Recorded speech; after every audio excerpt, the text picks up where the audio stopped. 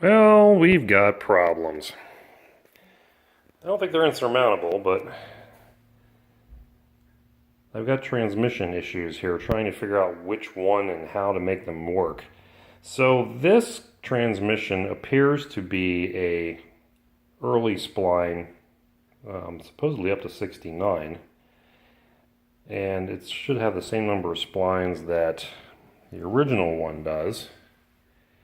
But we have issues here because this one is a green dot and it uses a neutral safety switch that is externally mounted over here with the shifter. Now this has to be changed over to this transmission because this one has a completely different arrangement. So you'd think, okay, well that's a hassle because I got to take the pan off and take the valve body off so I can get at the nut that holds it. But wait, there's more.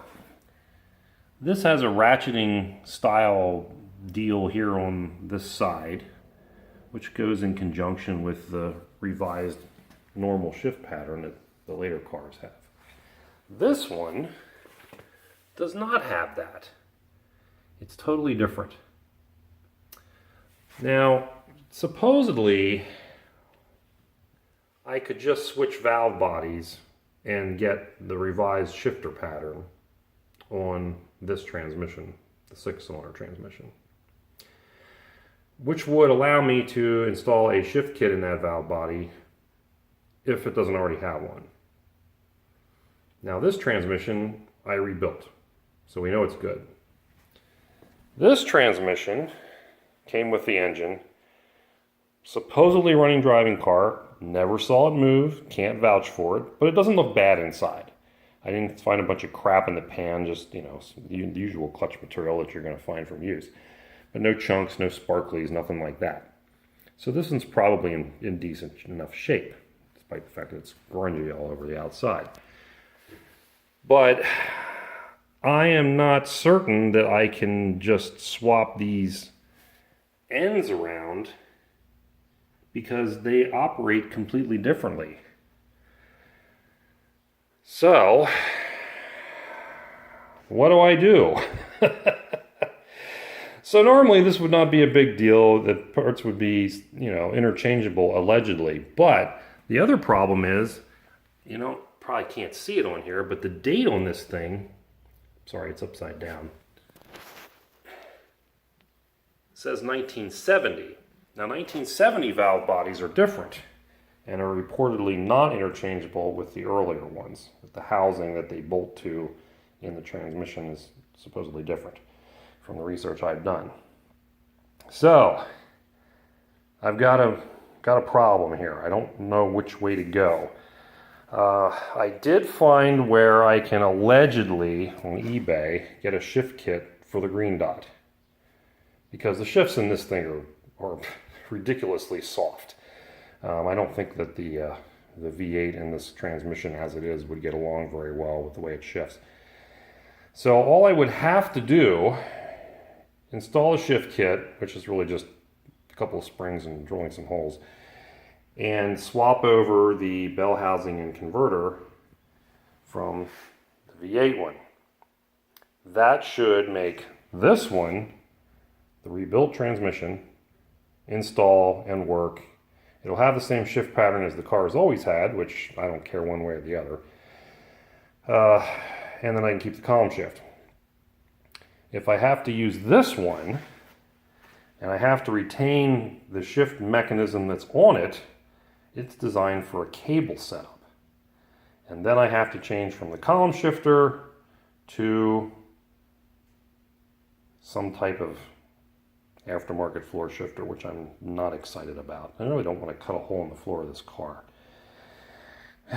It's just a pet peeve of mine that if I have a car that's not butchered, I don't want to be the guy that starts butchering, pristine sheet metal, even though nobody's going to see it.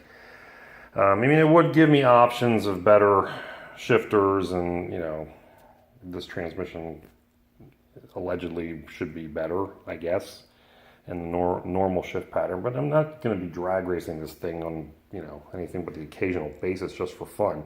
So I don't really care about the shift pattern. Oh dear.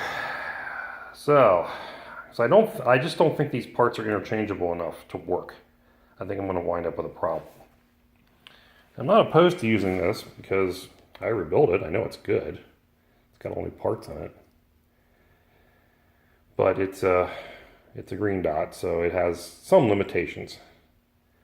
But it would be the easiest solution. So that's what I might do. I might just swap bell housings around, converters, buy the shift kit, do that on the valve body, and just stick this one on the engine instead.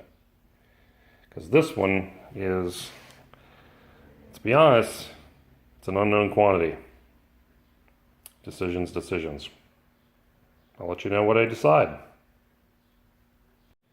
Well, after much hand-wringing, I've decided that the best course of action is to use the existing green dot transmission that I rebuilt previously. And had looked on Summit's website for a shift kit and couldn't find anything for the green dots. But I did find this one that was available on eBay. It's made by Transgo. Made in the USA. Gotta like that. And the kit part number is that SK4L. You can see it's for early C4s. And it says it fixes the soft shifting and passing gear issues. And it comes with this simple instruction sheet. And all it really is, and it was about 15 bucks, so not expensive, but it's about a half a dozen springs. You get a little drill bit to drill a hole in the valve body, and then this little cone-shaped guy that's only used if you're doing this when you have your transmission fully apart, so we're not going to be doing that little piece. But the rest of it hopefully should correct our sloppy, weak, comfort shift that these things were designed to have from the factory. Well, that's empty. And that's empty, which can only mean one thing. We've got an engine in the car finally. Got it bolted in today, installed it with the engine and transmission together. And that is a two-person job, by the way, folks. You're going to need somebody to guide that transmission tail shaft down in there while you're lowering and pushing this newer, bigger engine in the engine bay. But aside from that, it actually went pretty smoothly. Once I got the thing in there in the engine bay, the lining up of the motor mounts really went pretty easily. So I'm starting to attach all the ancillary items here, the heater hoses and coolant lines and electrical stuff and so on. I got this air cleaner just kind of sitting on here for pretty right now. I wanted to see what it looked like. And the carburetor's not bolted down yet, but there's a lot of things I have to do. A lot of things that I actually hadn't even thought of. And one of those is doing the wiring for the Petronix electronic ignition that this engine has. I have to do something about the oil pressure sending unit because this car only has a light. And I'd kind of like to have a gauge, so I'm going to have to buy an aftermarket gauge for it.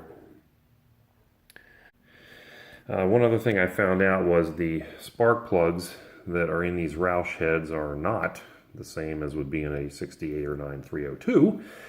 They are a completely different style, so now I have to try to find out what those are in an Autolite because it has NGKs and I don't really want to use those. I did get the alternator all wired up, got the starter in. I got one heater hose done and didn't do the second one because I ran out of heater hose. Got the fan in, and then like I said, I have to do a bunch of wiring. I got to figure out these guys here. Got to install the coil. Tinkering with the fuel lines. I'm not really excited about the way the previous owner of this engine had that done. The 6-cylinder fuel system stops back there.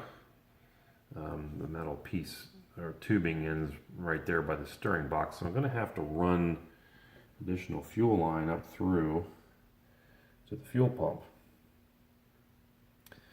And then all of the rest of it from there on up I have.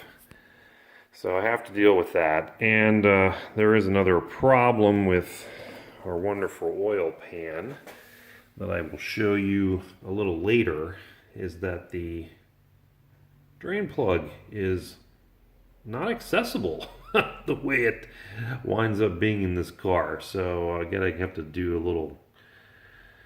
I haven't decided yet if I'm going to be able to just shift some metal around or actually have to cut some things. So that's kind of irritating. One of the things that I didn't foresee happening. But it's in, and now it's just a matter of getting everything hooked up. It looks like those hypo manifolds will work just fine. Plenty of clearance down there. And that's where we are currently. So we'll be back with an update when a little bit more happens. As I mentioned, here's the problem with the oil drain plug. It does not clear the cross member, and there's no clearance there. So I'm not yet sure what I'm going to do here. Either I can try bending this flange and getting enough clearance to get this thing to come out, or I'm going to have to cut that metal away. And it's also very close on both sides here to the pan with the cross member. So I'm a little concerned about that maybe vibrating once the car is running. But that was an unpleasant surprise to find that issue there. It's not insurmountable, but it's annoying. And finally, here's a debacle that we have to deal with. So this is the Edelbrock carburetor course that I am trying to use, and trying to utilize the original throttle pedal setup and kick down, because I don't want to have to change all that to something fabricated. I don't have the original rod for a V8 carb setup, but I did buy this Mustang one, which of course I knew wasn't going to fit, because the factory parts book actually gives you the dimensions of this rod, believe it or not, the length.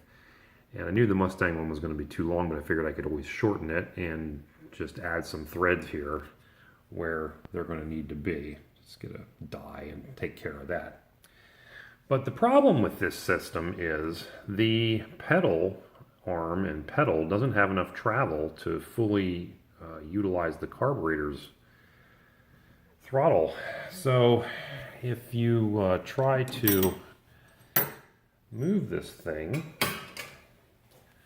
this whole distance, you see how much throw is there. With that throttle linkage piece, the best I can get is about that much. And there's still plenty more to go, especially to open the secondaries. So if you look at this arm, this is what comes off the pedal. This is all of the pedal travel that there is.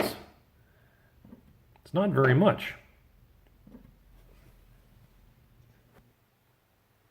And if we're inside the car, this is how much pedal travel there is.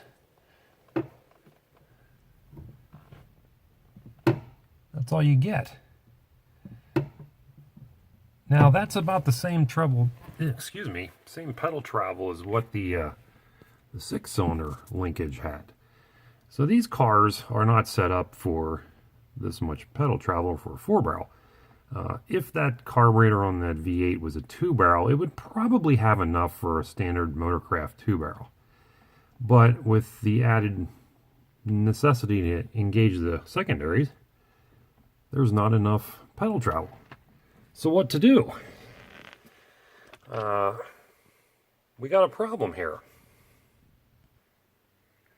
So I'm sure people are out there watching this and thinking, oh, just change it over to a different pedal on a cable throttle or something. Well, sure, you could do that, but then you still have this kickdown arm here to deal with. So changing that to a later style kickdown requires changing things on the transmission for the kickdown rod to be utilized. Of course, I have one for a Mustang, which probably won't work on this. And also you have to have the transmission kind of apart to replace that setup, compared to the little short length of adjustable cable that this thing has with this rod on the pivot arm.